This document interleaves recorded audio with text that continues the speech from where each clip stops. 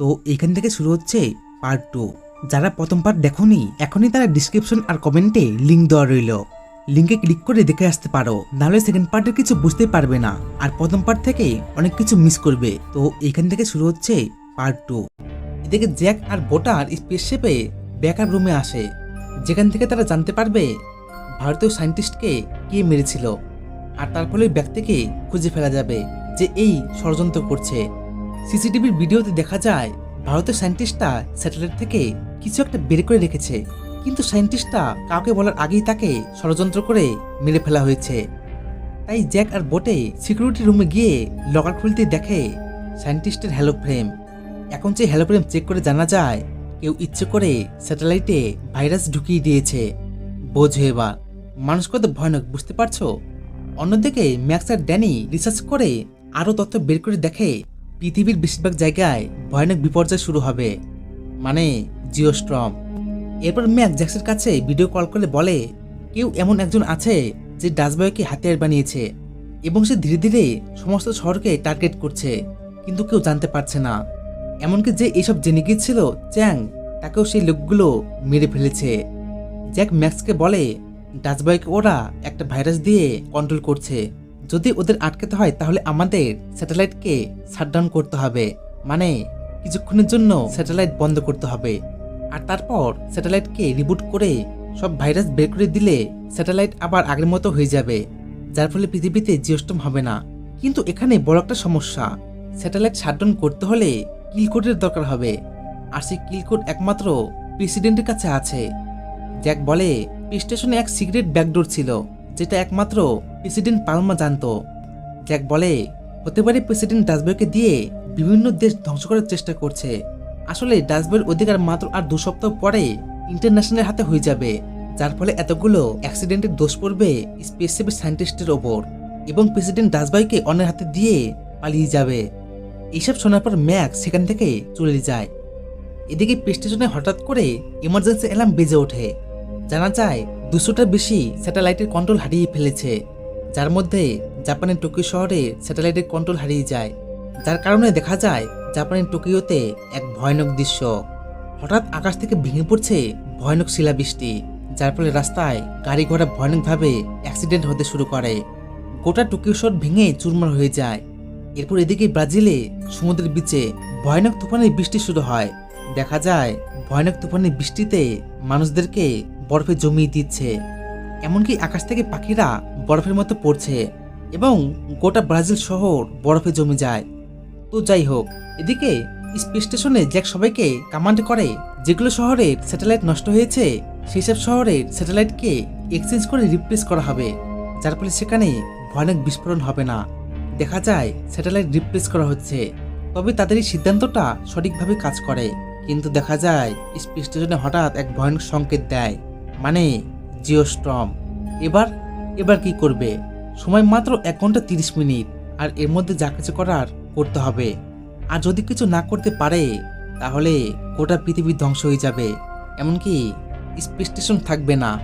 এদিকে ফ্লোরিডায় প্রেসিডেন্ট ভোটের প্রচার করতে গিয়েছিল, কিন্তু কেউ জানতো না এখানে অনেক বড় একটা বিপদ আসতে চলেছে। অন্যদিকে ম্যাক্স খবর দেখতে পায় বিভিন্ন জায়গায় সমুদ্র এলাকায় ভয়ানক বরফের তুফানের বৃষ্টিতে কয়েক লক্ষ মানুষ মারা গেছে।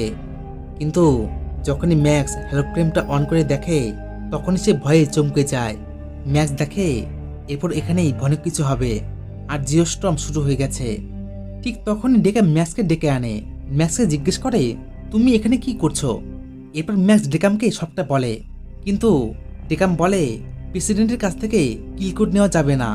আসলে প্রেসিডেন্ট নিজেই কিল কোড, তবে এতে প্রেসিডেন্ট বায়োমেট্রিক, হাতের ফিঙ্গারপ্রিন্ট আর চোখের স্ক্যান লাগবে। কিন্তু এখানেই আরেকটি ভয়ানক ঘটনা হয়ে যায়। দেখা যায় স্টেশনে এক ভয়ানক সংকেত দিয়েছে, এবার স্টেশন ধ্বংস হয়ে যাবে। তবে এখানেই আরেকটা সমস্যা হলো, যদি স্টেশন না থাকে তাহলে বাকি স্যাটেলাইটকে কন্ট্রোল করা যাবে না। কিন্তু ওই সময় ডম কিম গায়েব ছিল। এবার জ্যাক বুঝতে পারে ডম কিম আসল ভিলেন। এদিকে সবাইকে সেফ জায়গায় পাঠিয়ে দেওয়া হয়। এরপর জ্যাক ডম কিমকে ধরতে আসে। জ্যাক তাকে ভালো করে ধোলাই করে, কিন্তু জানা যায় ডম কিম টাকার জন্য এমনটা করেছে। বোঝো এবার, যদি পৃথিবী না থাকে তাহলে টাকা দিয়ে কি হবে? এরপর ডংকিমকে স্পেসশিপের কম্পার্টে আটকে দেওয়ার ফলে ডংকিম সেখানে মারা যায়। অন্যদিকে ম্যাক্স বুঝতে পেরে যায় এইসব ডেকামের কাজ। তাই ম্যাক্স দ্রুত তার গার্লফ্রেন্ডের কাছে এসে বলে প্রেসিডেন্টের কোনো দোষ নেই, আসলে এখানে ডেকাম আসল ভিলেন।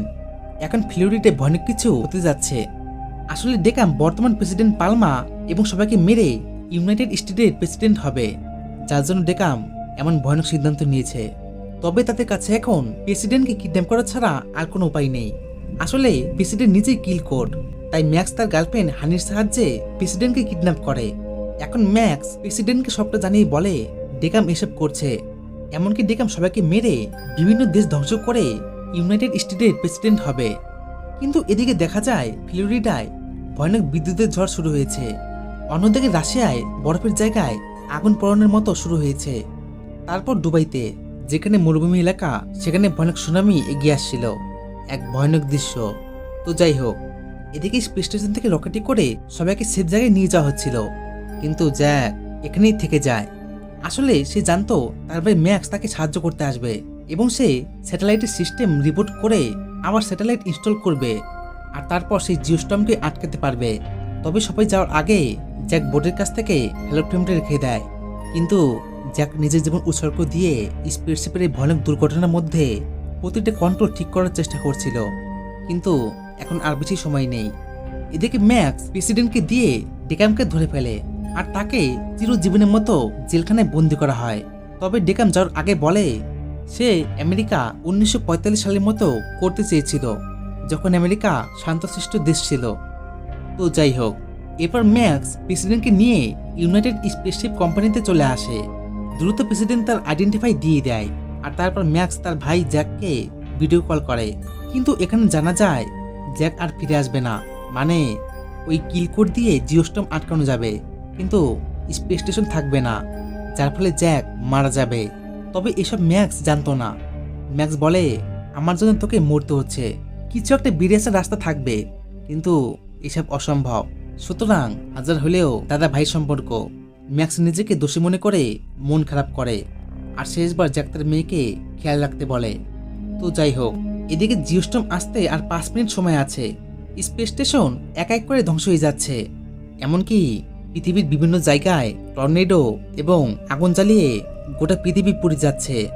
অন্যদিকে জ্যাক অ্যাস্ট্রোনট স্যুট পরে স্যাটেলাইটের সিস্টেমে রিপোর্ট করার জন্য সিক্রেট রুমে যাচ্ছিল, কিন্তু রুমের লক খুলছিল না। এবার কি করবে? তখনই দেখা যায় মিসেস বোটে সেখানে অ্যাস্ট্রোনট স্যুট পরে ছিল। এরপর তারা দ্রুত সিক্রেট রুমের ভিতরে এসে কিল করতে এন্টার করে, যার ফলে স্যাটেলাইটের সিকিউরিটি প্রক্রিয়া বন্ধ হতে শুরু করে। এদিকে পৃথিবীর এমন অবস্থা, কেউ বাঁচবে না। শহরে শহরে ঘূর্ণিঝড়, ভয়ানক সুনামি, ভয়ানক বজ্রপাত শুরু হয় এবং প্রায় সমস্ত পৃথিবী ধ্বংসের পথে। তবে ঠিক সময় মতো জ্যাক সমস্ত স্যাটেলাইট সিস্টেম বন্ধ করে দেয়, যার ফলে স্যাটেলাইট থেকে উৎপন্ন সবকিছু বন্ধ হয়ে পড়ায় জিওস্টর্ম থেমে যায় এবং জ্যাক স্যাটেলাইট থেকে ভাইরাস রিপোর্ট করে সরিয়ে ফেলে। তবে ওই সময় গোটা স্টেশন ধ্বংস হয়ে যায়। কোনো মতে জ্যাক বোটেকে নিয়ে এক হাত দিয়ে ধরে বেঁচে থাকে, কিন্তু জ্যাককে ফিরতে হবে। আসলে সে যে তার মেয়েকে কথা দিয়েছিল সে ফিরে আসবে। সুতরাং জ্যাক দেখে বাঁচার একটা উপায় আছে, একটা স্যাটেলাইট ছিল। এরপর অনেক কষ্ট করে জ্যাক আর বোটে স্যাটেলাইটে প্রবেশ করে, কিন্তু তখনই গোটা স্টেশন পৃথিবীর উপর থেকে ধ্বংস হয়ে চুরমার হয়ে যায়। এদিকে পৃথিবী থেকে সবাই মনে করে ওরা মারা গেছে। সবাই যে যার মতো ইমোশনাল হয়ে পড়ে, সবার চোখে জল। আসলে যে সবাইকে বাঁচালো সেই মারা গেল। তবে নাসার এক সিস্টেমে কিছু একটা সিগন্যাল পাওয়া যাচ্ছিল, মানে ওরাই জ্যাক আর বুটে।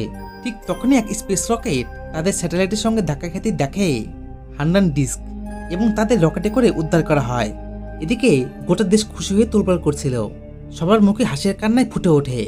আর এরপর সবকিছু একের পর এক গোটা পৃথিবীতে জিওস্টর্ম বিস্ফোরণ থেমে যায়, আর এমন করেই গোটা পৃথিবী মৃত্যুর হাত থেকে বেঁচে যায়। এরপর 6 মাস হয়ে যায়। দেখা যায় জ্যাক তার মেয়েকে নিয়ে ম্যাক্সের সাথে ছিপ ধরে নদীর মধ্যে মাছ ধরছে, আর তখন জ্যাক বলে স্পেস স্টেশনে যাচ্ছে। কিন্তু জ্যাকের মেয়ে জানতো বাবা আবার ফিরে আসবে। এখানেই মুভিটি শেষ হয়ে যায়। জ্যাক শুধু পৃথিবীকে বাঁচায়নি, এবং সে বুঝিয়ে গেছে প্রকৃত নায়ক তারাই যারা নিজে সবকিছু হারিয়েও অন্যের জন্য লড়াই করে যায়। তো এই ছিল আজকের ভিডিও। আজকের জন্য এই পর্যন্তই। ভালো লাগলে ভিডিওতে একটা লাইক করে দিও আর কমেন্টে জানিও ভিডিওটা কেমন হয়েছে। আর এমনই আরো মুভি এক্সপ্লেন ভিডিও দেখার জন্য সাবস্ক্রাইব করতে পারো। ধন্যবাদ।